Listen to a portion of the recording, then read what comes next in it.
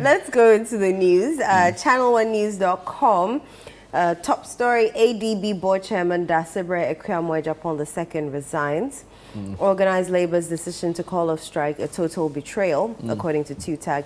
PNC slams EC for preparations despite court dispute. Ending Galamsey strike, a missed opportunity to pressure governments. That's according to Bernard Mona. Oh, wait a minute. Election 2024, future of Ghana rests with Baumia Nana Bofobene. Galamsey fight, I stand by my words that Akufo Addo is a joker. That's according to Prof Abavare. Prosecutes preparators of 2020 general election killings. That's according to Justice Emil Short. Galamsey fight must be devoid of politics. Ken Ashigbe. 7 dead, several others injured in fatal accident on Kumasi-Accra Highway. Government has been a total failure in Galamsey fights. That's according to Kofi Adams. What stories do you have? All right, so let me start with some stories on the citynewsroom.com. Not too different from some of the ones you've mentioned, so I'll try and skip the ones you've already touched on. But this big story here, Moody's upgrades Ghana credit rating, outlook raised to positive. So some really positive news there for Amin Adam and his team at the Finance Ministry. Also here, Galamsey, restoring Ghana's polluted water bodies could take 15 years. And guess who is making this claim? A toxicologist. Charlie, you get people a toxicologist. Right. Interested. Akufo Addo's Galamsey fight is a joke. And that's coming in from Professor Prof Abavare, who is the KNUST UTAC president. Arocha Ghana files an injunction against Lands Minister to protect biodiversity areas. Akufo Addo has never been committed to Galamsey fight, and that's coming in from Kofi Adams, who was on the big issue with Saloma Donu yesterday. Also here, Akufo Addo's military deployment in Galamsey fight is just tricks. So we've gone from a joke to no commitment to Franklin Kujo saying it's just tricks. It's interesting. University administrators suspend nationwide strike. Also here, 7 dead in fatal accident on the Kumasi-Accra Highway. Enoch Afuakwa, a private legal practitioner and member of the NPP communications team, is now saying that Akufo Addo has been that committed leader in the Galamsey fight. Interesting. Election 2024, court blocks Cynthia Morrison's independent bid for Agona West. Also here, GHA closes portions of the Atebubu Kumasi Highway as white voter cuts off communities. To some trending story, there's a really educative article by senior law lecturer at Gimpa Law School, Clement. Okay, so it says Clement Akapam, sorry. So revocation of LI on mining in forest reserves. What is the role of Parliament? An absolutely brilliant read on the citynewsroom.com. Napo leads girl child education crusade. And to some sports news, AFCON qualifies. There's a future for Black Stars. And that's coming in from former Black Stars player Augustine Ahemfo. And very briefly on the GNA.org, that's the Ghana News Agency. Some stories they have here. Prosecutes perpetrators of 2020 election killings, and that's coming in from Justice Emil Short. Also here is a story from the CJ. It says lawyers must not be part of activities that destroy the nation. Chief Justice Gertrude Tokonu with the one. And also here, continual pollution is reckless, public health expert says. Persons with disabilities commend a Krofum District Assembly for transparency. Former Director General of SIGA, Edward Boateng, and also former Ghana Ambassador to China, Edward Boateng, urges African students abroad to lead the continent's transformation. Wow. Graphic online, if you're done. Yeah, you can go ahead. All right, so 56 days to general election. Interior Minister charges Immigration Service. See the 40,975 polling stations, including 328 special voting centers, EC will use for election 2024. I can't imagine Ghana not qualifying for 2025 AFCON. That's according to CK Akono. The political feasibility of addressing illegal mining in Ghana. Hashtag Stop Galamsey Now. NPA on why there are LPG shortages in some parts of western and central regions. Have you seen or met the Smart Transit Trotro bus service on the Oyarifa Adenta Accra route? You've not seen or you've not seen. Not seen it. We've not seen. Wow. Accra Catholic Diocese leads environmental prayer work against illegal mining. In Nigeria, kidnappers attacked DSTV crew traveling to cover AFCON match in Uyo State. Imagine. Yeah, I saw that story. It led to the death of one sports journalist. Really, really tragic story over there. Our job is tough. It's crazy. It's our crazy. Job it's is crazy. tough. It reminds me of the 2010 Africa Cup of Nations in Angola when the Togolese bus was also attacked. Yeah. Right, and it wasn't really pleasant at all, leading to the loss of life. Have you opened any stories? So, very briefly, I'll go into some of the stories. But the newscenter.com. Newscenter.com. They also have some interesting headlines here. 100,000 students receive government loans and scholarship. The story comes with a photograph of the Education Minister, Dr. Yao Osei Edochum. Also here, NIA call of the strike. Employees should prioritize mental health, right? And that is an advice to employees. They also have the story on Moody's upgrades. As they say, Moody's upgrades Ghana's rating, signals positive outlook. And some other story here. Debt repayment resumes in 2 weeks, open to access capital market. So these are some of the big news story on Galamsey. Like we brought you yesterday, anti-Galamsey task force destroys 18 chan funds on Birim River. So it looks like we are making some gains really, in the fight against illegal mining. My publisher 24.com says 2,788 companies delisted from Register General's register. Asidun Ketia urges Muslims to remain with NDC. Boycotts Dubai Expo, retaliates Emirates. COVID-19 suspension, Ablakwa to Akufo Addo. Usain Bolt laid bare views on Meghan and Harry relationships already. Okay, let's not go into that. So, and I'll start with Galamsey. Right, sure. As you know, it's been the big news story for about a month running, 4 weeks running straight. Galamsey and its different angles. The latest is now Operation Halt, which government has recommissioned, right? So we know they were on the Pra River. We understand that they also went to the Birim River to do some destruction of Chamfan and other mining equipment there. And reports suggest that they've been headed, or a team has also been deployed to the central region to also check operations or deal with the operations of some illegal miners there. Yeah, that was on the Birim River. That was on the Birim River. Interesting. So this story says restoring Ghana's polluted water bodies could take 15 years. And that's coming in from a toxicologist. So the story reads, a medical doctor and toxicologist, Dr. Bright Boafo-Boama, is of the view that it could take 10 to 15 years to fully restore Ghana's water bodies contaminated by illegal mining activities, commonly known as Galamsey. Speaking on Joy News' Newsfile program on Saturday, October 12, 2024, Dr. Boama stressed that the severe environmental damage caused by Galamsey would require extensive time and effort to restore the water bodies. He explained that the toxic chemicals, including mercury and cyanide used in illegal mining, have deeply polluted many water sources, making the restoration process both complex and lengthy. He warned of the serious health risks posed by the contamination, noting that exposure to the toxic substances in the water poses dangers to both human health and wildlife. He goes on to say, therefore, urged the governments to enforce environmental laws strictly and implement sustainable measures to prevent further degradation of Ghana's natural resources.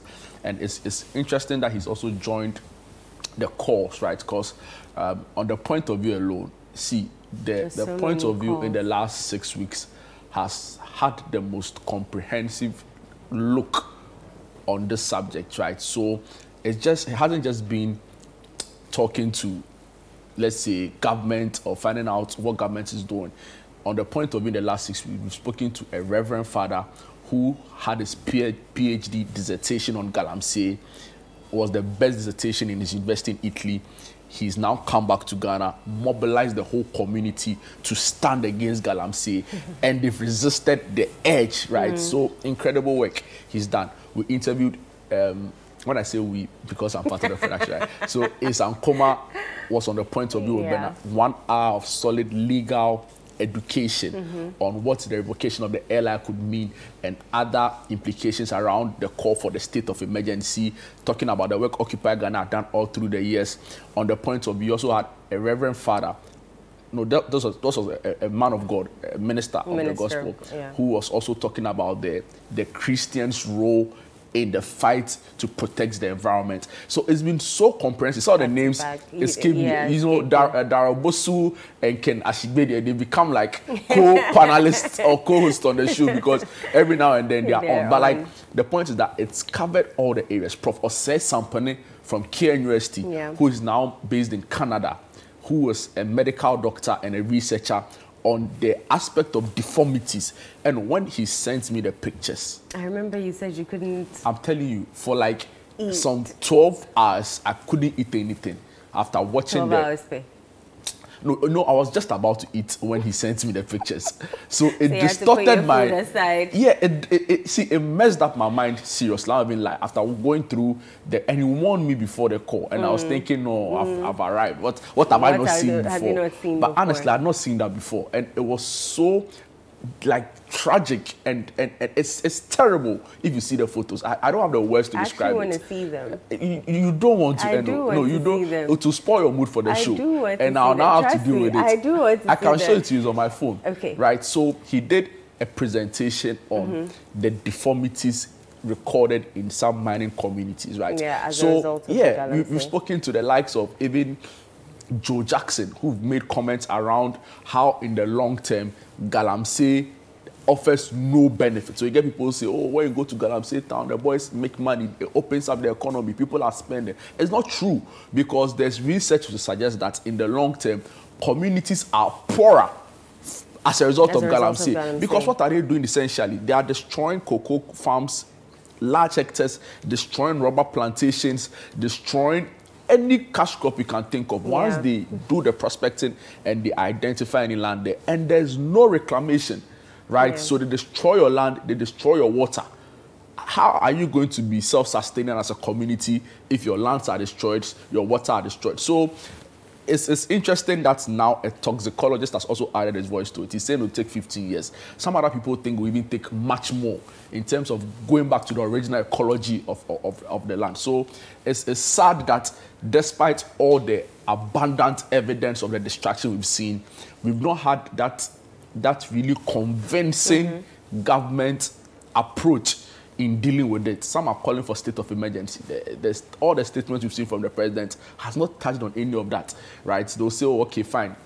Steps have been made for the revocation of the airline, which allows for mining in forest reserves. But if you look at the demand from organized labor, for example, and even the media, a lot of things were raised that the presidency has not responded to, and it doesn't look good in the fight for against the environment. Listening to Fred on Friday on Eyewitness, as he described the journey to the eastern region with the military, you realize that when they got there, they weren't even able to arrest one person. So then my mind is like, who pre-informed them? Because he said, yes, you'll get to the water and you see the Shangfans on the water. That means that there's activity going on. But for that particular day that the military got there was no activity, but the Shangfans were there. Yes. And the excavators were there. He said this time around, they didn't just burn the excavators because a mechanic can come and fix a particular part that was destroyed.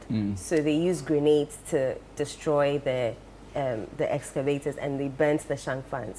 So I was asking Fred, how is it that particular day that the military decided to, operate, there was nobody there to be arrested or to ask questions, which means that I'm sure the minute the people in the community saw them, they probably made a call that, Masa, so operation is happening. People are coming. So I feel like those who are mining in our water bodies are in cahoots with the people in the town, and so they're also together because they benefit in a way from them. But at the long run, how does it affect all of us? You see, they're telling us that we're sitting here in Accra making noise, we don't know what is going on. So but it's disappointing when I hear that. If you turn on your tap, even for us who don't use Ghana Water Company Limited, and we use boreholes because the Ghana Water doesn't reach my house, so you have to use a borehole. Bottled water. To cook. I need to bath. To cook. I use need the to bath water to use the water to bath. Please, I don't use bottled water to bath. No. I don't use bottled water. Nobody uses bottled water to bath. Even your last minister says he drinks he shouldn't do that to us. But that's what he said. He shouldn't do that to us. Pure water. You know, Jinapo is an interesting guy. I listened to his 40-minute interview with Bernard. You get a sense that he wants to do something to salvage the situation, right? But so you think he's being prevented, or? I think it goes beyond him. See, Godfred will tell you, our senior, Godfred Akoto-Boafo, when the president heard the news that we're not going to be eligible to play football in Ghana, it took a phone call. And more. That's the point. A phone call and more. Sources close to the president tell us that he was directly involved in every step-by-step process to get Ghana to play. You know, when government wanted to launch free SHS, I remember so well. It was right? So all hands on deck. Thank you. So the point is that, yeah, Jinapo is talking. He's trying to explain the issues. Mining license giving out, who has given out more, all of those, no problem. But the point is that we need that government full machinery. And people will say that won't happen until we stop the partisan approach in talking about Galamsey. So then the largest opposition party should also come and let's all sign a pact and say that we are both going to say no to Galamsey. Then we know that each party is against. But you see, when you don't have that full backing of the two leading political parties, then one is trying to take advantage of the other. I've seen some really despicable videos from some members, high-ranking national executives in the opposition party, whose comment is an open endorsement of Galamsey, right? So when the ruling party sees that, their commitment will not be wavering in their stance against Galamsey. So has always been, you know, saying that when they're voted, they will not, you know, they will not ban it. So I feel like we're doing so much on our part, and then the party in power is just, you know, so in one breath, the party in power or the government in power has the executive power to deal with it. But it's become a national issue in the manner that it's also become very political, right? So until we look at the political nuances in this and try to find solutions to it, in that we get both parties to sign a pact to say, I'm against it. If you are doing it, I'm not coming for your vote, or I don't want your support, we won't achieve much in the fight. But I think that the president, 2 months to election, still can do something to salvage his legacy when it comes to the fight against Galamsey or illegal and irresponsible mining. It will be Galamsey. Trust me. The first thing that will come to our mind is it will be something else. It's interesting. So, yeah. So Galamsey, should we move on? Yeah, so I'm sure we'll move on because Professor Abavare is saying the president's fight is a joke, and he's making reference to the deployment of soldiers to Galamsey areas, and he said that we did that in the past. We've done that on multiple occasions, and it didn't solve anything, right? So he's calling for fresh ideas, a fresh approach into dealing with Galamsey. I think security analyst Professor Kwesi also said a similar thing, that it's not the first time we've, you know, sent military to do that, and it requires a different approach to fight the Galamsey. It's not just the military, because sometimes, and lots of people have mentioned that sometimes the military, you know, now, you know, become friends with these people, and then they are paid off, and then they even make more money than... It happens all the time. So, yeah, all the time. I think it requires a different approach. It requires all hands on deck. Everybody needs to take part in this call against the fight against Galamsey. And to some... a little more positive news for government and the finance ministry. Moody's upgrades Ghana's credit rating, outlook raised to positive. Except for the story reads, global rating agencies Moody's on Friday upgraded Ghana's long-term local and foreign currency issuer ratings from CAA2 to CAA3 and CA respectively. This story is on the citynewsroom.com. It goes on to cite extensive debt treatment that has significantly alleviated the government's financial burdens. The agency also revised the West African countries' outlook to positive from stable. The positive outlook reflects the potential for liquidity to ease amid ongoing fiscal consolidation efforts supported by an IMF program, said in a Moody statement. The country statistics agency said in September that Ghana's economy grew by 6.9% in the second quarter of 2024, the fastest in 5 years. Moody's also said it expects the country's debt to keep decreasing, though at a slow pace, as government resumes paying interest and principal on all its debts. So some good news for the finance minister, Mohamed Amin. You know, and it's interesting. I've been doing some reading and analysis on the election results and what it could look like in 2024, right? And I look, for example, at the Greater Accra region, right, where you would find some middle class, lower middle class, and a small percentage of upper class Ghanaians residing. And these people are ordinarily, or on the average, are most likely to vote based on economic considerations, right? So in 2020, end of year, the CD to dollar exchange rate was $1 to 5 cedis. It sounds unbelievable, right? Yeah, but 2020 end of year, it was $1 to 5 cedis, 5.5 or so, right? The inflation was at 9.9%, single digits. We hadn't hit 10% end of year 2020. Our debt, public debt, was 291 billion Ghana cedis or 261 billion Ghana cedis, I'm not sure. 4 years down the line, inflation mid-2022 jumped to about 54%. It's now somewhere 20.7%. So we've doubled it in 4 years. The exchange rate, now if you go on the market, people are even giving different figures. The last we checked, it was about 16 cedis to $1, right? So the economic indicators have gotten worse in 4 years. There's no denying to that. Of course, government will be quick to say there's the war that happened, Russia, Ukraine. There's the, what did they call it? Is it the triple disaster? The Valmia calls it the quadruple whammy, right? He broadens it to include two more. So there's COVID, there's the Russia, Ukraine. Then he's quick to add the excess energy capacity debts, right? So Doomsaw, yeah, and then with that one, they try to shift blame to the previous government. Then they also talk about the banking sector cleanup. You know, but the pushback to the banking sector cleanup is that why do you use 25 billion to solve a 9 billion problem? Yeah. Right? So then it's like maybe you didn't even understand the whole issue before attempting to fix the banking sector crisis. But you know, with COVID, the pushback has also been that we've not been the only country. I mean, take for example SSA countries. Yeah, we've not been the only countries affected by COVID. So, like, what's happening, right?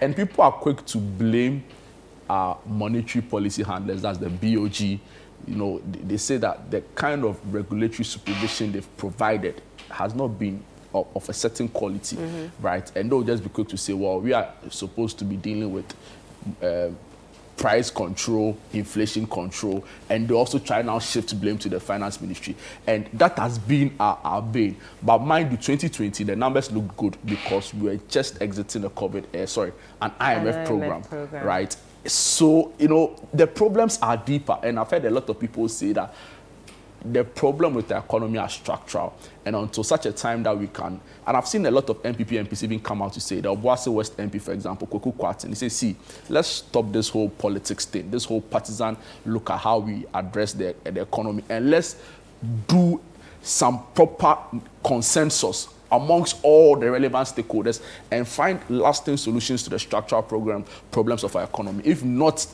then these issues will keep recurring. So, I mean, Adam, I remember Bernard's interview with him. He was on the upbeat, right? Always trying to express some optimism that, see, we have this under control. Things are going to get better.